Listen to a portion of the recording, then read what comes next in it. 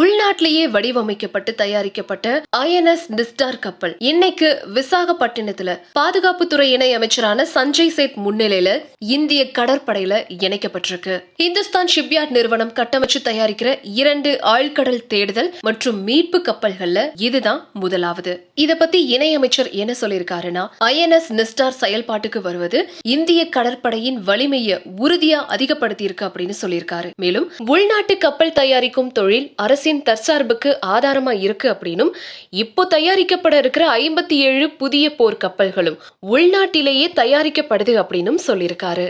இந்த ஐஎன்எஸ் நிஸ்டாருடைய வருகைய ஒரு தொழில்நுட்ப பாய்ச்சல் அப்படின்னும், எதிர்கால தயார் நிலை படையை உருவாக்குவதற்கான இந்திய கப்பல் தயாரிக்கும் அத்தியாயத்துல ஒரு மைல்கல் அப்படின்னும் அவர் எக்ஸ்பிளைன் பண்ணியிருக்காரு. இத பத்தி பேசிய கடற்படை தளபதியான அட்மிரல் தினேஷ் கே திரிபாதி என்ன சொல்லியிருக்காருன்னா, ஐஎன்எஸ் நிஸ்டார் ஒரு தொழில்நுட்ப சொத்து அப்படின்னு சொல்லியிருக்காரு. ஐஎன்எஸ் நிஸ்டார்ல தொலை தூரத்துல இயக்கப்படக்கூடிய வாகனங்கள், சுயமா இயக்கப்படக்கூடிய ஹைப்பர்பேரிக் லைஃப் படகு, டைவிங் கம்ப்ரஷன் சாம்பர்கள் போன்ற அதிநவீன டைவிங் உபகரணங்கள் நிறுவப்பட்டிருக்கிறதா சொல்லப்படுது. சோ இந்த கப்பல் 300 மீட்டர் ஆழம் வரைக்கும் டைவிங் மற்றும் மீட்பு நடவடிக்கைகளை மேற்கொள்ள முடியும். மேற்பரப்புக்கு கீழே இருக்கிற ஆபத்துல இருக்கிற டைவ் செய்யப்பட்ட நீர்மூழ்கி கப்பல்ல இருந்து பணியாளர்களை மீட்டு வெளியேற்றுவதற்கான ஆழமான நீர்ல மூழ்கும் மீட்பு கப்பலுக்கான தாய் கப்பலாகவும் இது செயல்படும் அப்படின்னு சொல்லியிருக்காரு. இது ரொம்ப பெரிய பெருமை மிகு விஷயமா பார்க்கப்பட்ட நிலையில இப்ப இது சம்பந்தப்பட்ட புகைப்படங்கள் இணையத்துல வைரல் ஆகியிருக்கு.